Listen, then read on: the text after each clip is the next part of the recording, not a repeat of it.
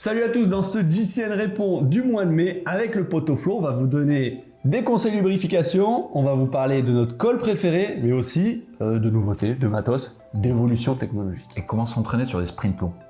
Ouais, c'est aussi, bien, ça. on peut. Allez, c'est parti. On commence tout de suite, puisque tu nous as teasé qu'on avait parlé de lubrification aujourd'hui, par la question de Quentin qui nous dit: vaut-il mieux utiliser de l'huile ou de la cire pour lubrifier sa transmission? J'ai envie de te dire, c'est un peu comme quand on parle de coups de soleil et de crème solaire. Peu importe la formulation chimique, l'essentiel c'est de choisir les bons produits pour les bonnes conditions, non? Ouais, mais moi je serais plus d'avis de mettre de la graisse, Flo. Ouais, mais la graisse à traire, c'est pour prendre des coups de soleil, c'est pas pour te protéger, c'est Oui, pas mais pareil. moi j'aime bien les coups de soleil. Bref, si on parle de lubrification pour nos vélos, par exemple, chez Meucoff, c'est plutôt des produits huileux, donc en gros c'est plutôt liquide, alors que la graisse ça va être un peu plus solide, mais peu importe, l'essentiel c'est de savoir traduire de l'anglais. Donc dry c'est quoi? C'est pour quand il pleut. Non, c'est l'inverse. En gros, dry c'est pour les conditions sèches, et au contraire, wet c'est pour quand il pleut, mon lolo. Regarde, tu vois, c'est bleu comme la pluie. D'accord. Comme ça tu t'en souviendras. Et si tu mets de l'huile d'olive, ça fait pareil. Bah si tu mets de l'huile d'olive, c'est pareil, mais en plus ça assaisonne. Donc... Voilà, et en plus ton vélo il sent bon. Là. Bon, l'essentiel, on le dit souvent, c'est quand même de souvent nettoyer sa transmission et ensuite penser à la relubrifier. Quand on la nettoie, on la dégraisse en gros, et quand on la relubrifie, bah, le but c'est que ça tourne comme une horloge. On passe à la question suivante, mon Lolo. Ouais, c'est une question de CyberZ qui nous dit: ma roue arrière a tendance à rebondir lorsque je lance un sprint. Est-ce que j'ai trop de watts ou est-ce que ma technique qui n'est pas bonne?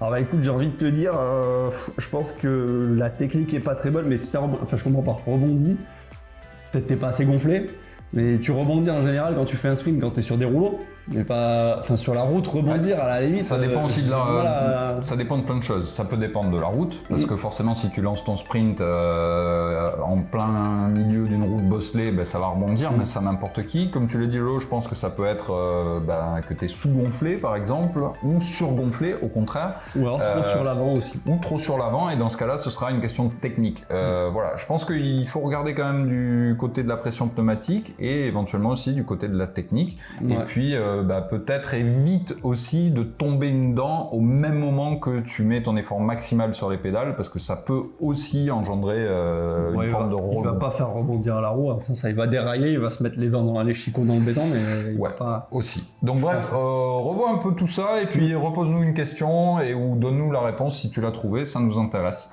La question suivante, mon Lolo, c'est Gigi qui nous dit: comment on récupère d'une tendinite le plus rapidement possible? Quels sont tes petits conseils nutrition, alimentation, Il faut boire le plus rapidement. Il n'y a pas de secret en fait. En vrai, pas d'alcool. Une tendinite, quoi qu'il arrive, le plus rapidement possible, ça n'existe pas pour une tendinite. Tendinite, ça prend le temps que ça doit prendre, c'est du repos et boire beaucoup, boire beaucoup. Et pas d'alcool.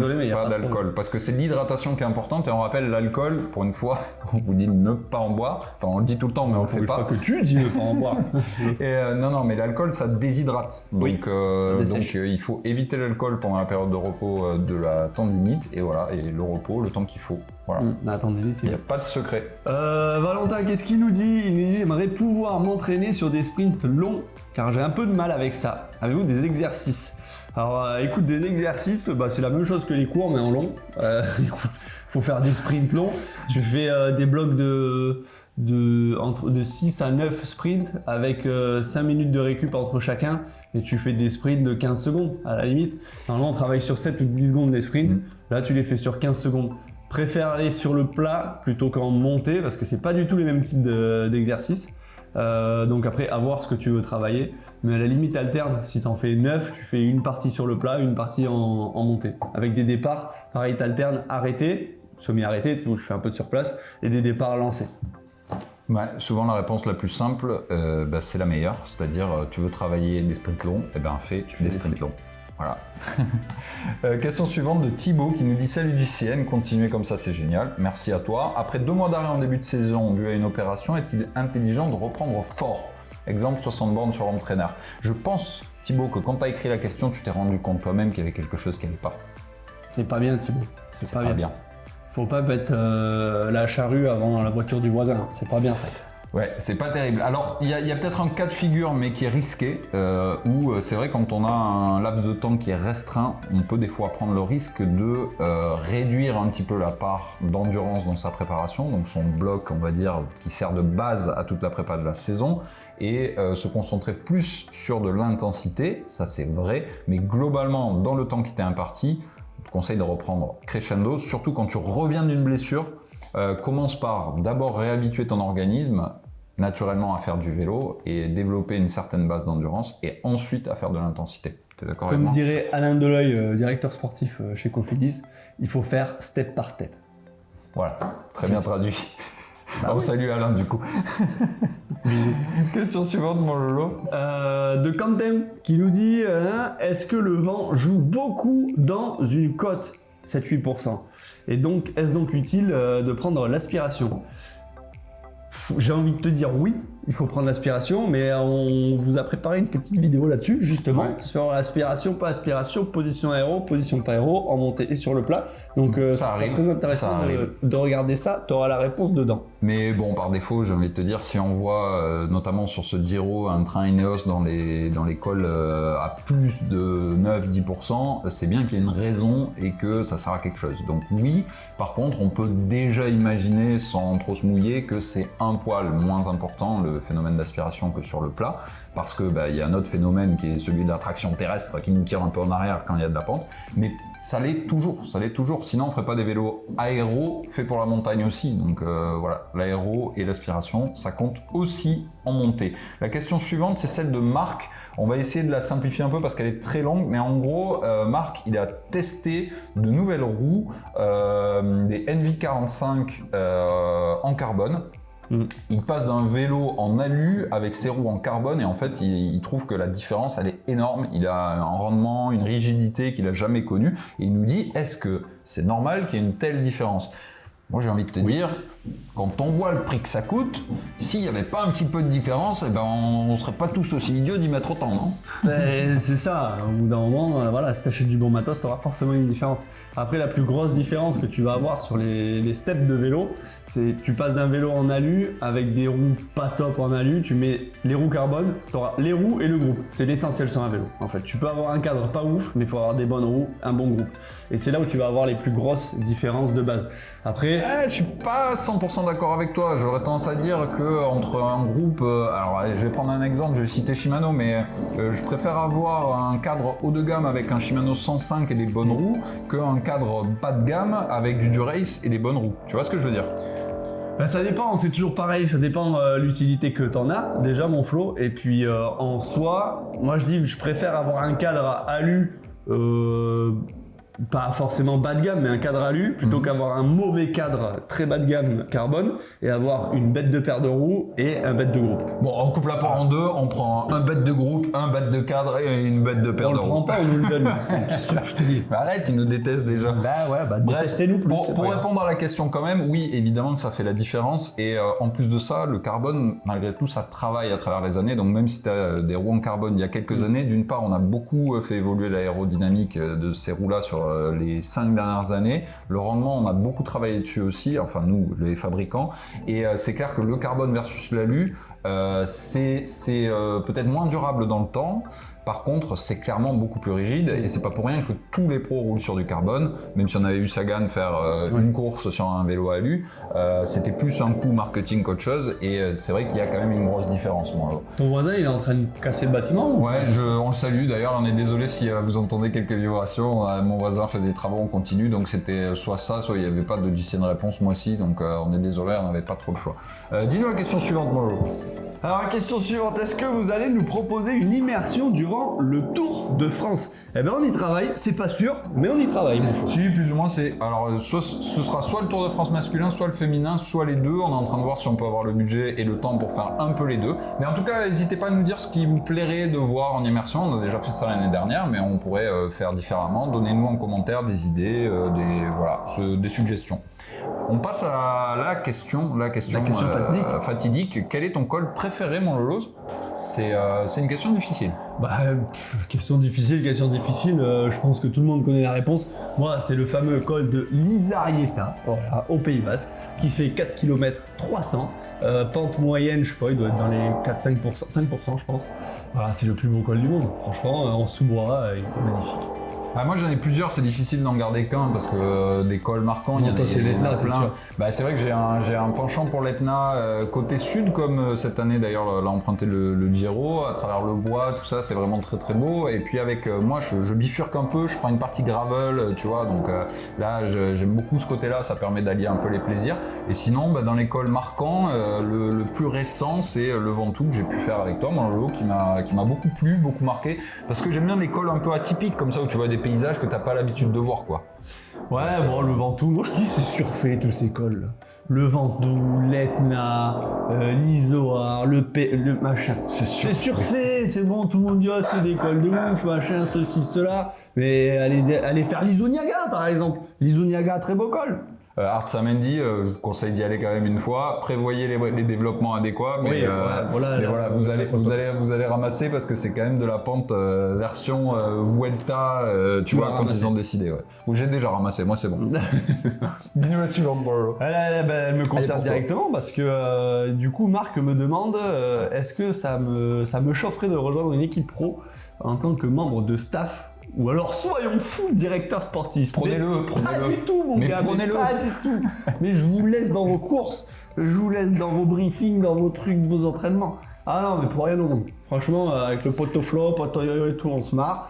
Voilà, je me régale à parler vélo, mais pour rien au monde, je veux retourner dans le milieu de la compétition. Ouais, bah Marc, en tout cas, je te remercie d'avoir sous-entendu qu'il n'y avait que Loïc qui avait les compétences pour le faire et d'avoir adressé la question qu'à lui. Mais bon, ma réponse serait sensiblement la même. On a une vie qui est quand même bien plus sympa. Quand tu as été coureur, en général, ça dépend, ça dépend vraiment de qui, mais te connaissant un peu mon lot, je pense que t'as pas envie de revivre ça, les longues semaines de stage sans voir personne dans la montagne, voilà, on est quand même... Ça c'est pas trop... Non, là ça serait dans le cas où je serais coureur, mais dans le cas où t'es DS, en fait, t'as que des avantages aussi. Bon, tu conduis une bagnole, t'es payé à conduire une bagnole, tu fais des briefings, mais après t'es tout le temps en déplacement. Bon, c'est un peu ce qu'on fait aussi nous, on est tout le temps en déplacement, mais en soi, le milieu de la course et tout ça, moi ça m'intéresse plus, quoi. Je fais le tour de la question, que ce soit en tant que DS, en tant que manager ou ce que tu veux. Moi, nous, ici on est bien. Je pense que tu as la réponse et elle est bien répondue. Ah là oui. Bon alors lis-nous la suivante. C'est Lucas qui nous demande ça sert à quoi de changer de longueur de manivelle pour une plus grande par exemple. Eh bien Lucas, bonne nouvelle, on a une vidéo qui vient de sortir avec une question aux pros. On leur a demandé directement ce qu'ils en pensaient. Le principe il est simple, c'est d'avoir un peu plus de levier si tu veux une manivelle plus longue. Donc en théorie tu vas pouvoir amener plus de bracasses. Mais en pratique, c'est de moins en moins utilisé, en tout cas dans le milieu pro, c'est ce qu'on est allé leur demander, puisqu'à l'époque on voyait des manivelles, c'était assez fréquent d'avoir des 175 par exemple, moi à mon époque j'étais en 175 et je suis repassé en 172,5 mm, donc un poil plus petite. Il y avait souvent les sprinters qui utilisaient des manivelles courtes et les grimpeurs des manivelles longues, et c'est de moins en moins vrai, y compris dans les contrôles à montre aussi, on avait des fois des manivelles différentes, avec plus longues en chrono, mais c'est de moins en moins vrai maintenant. Le standard c'est 172,5 et on a les petits gabarits qui peuvent utiliser du 170 et les très grands gabarits du 175. Voilà. C'est un peu ça. Ça dépend vraiment du gabarit de la personne parce qu'il faut un sacré bras de levier pour emmener une manivelle plus longue. Ouais. Du coup, bah voilà, si t'as vraiment des grandes pattes, ok, on va te mettre une manivelle plus longue. Mais en soi, la 172,5 correspond à la majorité du peloton. Voilà. Puis bon, pour résumer, on va dire d'un point de vue physiologique, si t'es très grand avec des grandes jambes, ça peut être intéressant d'avoir un peu plus long, ou si t'es petit avec un buste long, et ben d'avoir des manivelles plus courtes. En gros, plus de vélocité avec des manivelles courtes en théorie et plus de force avec des manivelles longues. Mais voilà, 172,5, ça va très bien pour tout le monde, en tout cas. Bon, DavZ, qu'est-ce qu'il nous dit? Au vu du lancement technologique des vélos chez les pros, pensez qu'il y ait une marque au-dessus du lot. Donc le vous, pensez-vous? Ouais, pensez-vous, oui, pensez-vous. Mais on a quand même compris la question. Bah écoute, j'ai envie de te dire qu'il n'y a pas de marque au-dessus du lot, il n'y a que des marques en retard. Ouais, c'est bien résumé. C'est bon, on va cibler personne, mais on s'en est jamais caché. Et Lolo a déjà partagé son point de vue là-dessus. On teste tous les deux pas mal de vélos et c'est vrai que globalement, il y a des marques au top niveau depuis plusieurs années, qui investissent beaucoup dans la recherche, qui sortent régulièrement des nouveaux modèles. et voilà, qui ont des vélos qui sont très performants. Et parfois, c'est vrai que chez les pros, il y a des partenariats qui sont un poil plus hasardeux. Alors, c'est pas des mauvais vélos, hein, c'est des très très bons vélos aussi, mais c'est vrai que quand on est au niveau pro où le moindre millimètre compte, c'est vrai qu'il y a des pros qui passent d'une marque à l'autre ou d'une équipe à l'autre et qui se plaignent qu'il y a une petite différence en termes de watts parce qu'on n'est pas au même niveau d'un point de vue aéro, d'un point de vue rigidité, etc. Donc oui, il y a des différences qui existent. Mais clairement, à nos niveaux à nous, c'est pas significatif, il n'y a que chez les pros, donc vous pouvez vous fier au style, à ce qui vous plaît, sans trop de problèmes. Clair. Et on conclut mon Lolo avec cette dernière qui n'est pas vraiment une question. Elle t'a été envoyée personnellement en plus. Oui, j'en ai eu plusieurs en fait, suite au JCN Répond du mois d'avril. Là c'est Ludo en l'occurrence, donc on parlait du fait de recycler ces chambres à air usagées et qu'en tout cas en France on peut pas les recycler, donc il faut les jeter dans la poubelle normale, donc pas dans le tri. Ludo nous dit, et il a raison, et j'ai eu beaucoup de témoignages en ce sens, que évidemment déjà les chambres à air on peut les réparer, mais par exemple en Belgique, Decathlon propose de les récupérer, de les réutiliser, de les réparer eux-mêmes, donc c'est une très belle initiative. Je crois savoir qu'en France ils le font aussi, dans la plupart des pays, et en général la plupart de vos revendeurs, de vos magasins de vélos de confiance seront contents de eux les récupérer, ils s'en serviront toujours, donc n'hésitez pas. Et c'est valable aussi, on en a parlé récemment dans une vidéo qui va sortir bientôt, pour les cartouches de CO2. C'est d'autant plus important que les cartouches de CO2, pour le coup, elles peuvent faire de gros dégâts dans les incinérateurs. Ça ne se remplit pas et c'est pas si facile du coup à recycler, d'où le fait de les utiliser avec parcimonie et surtout de penser à bien les ramener. Voilà mon Lolo, je pense que sur ce, on peut conclure. On peut conclure. Merci mon Flo pour ce magnifique JCN Répond. Je vais aller filer un coup de main au voisin parce qu'il serait temps qu'il finisse les travaux. En tout cas, excusez-nous encore pour le désagrément sonore et on se retrouve le mois prochain pour un JCN Répond. Allez, merci à tous. Ciao.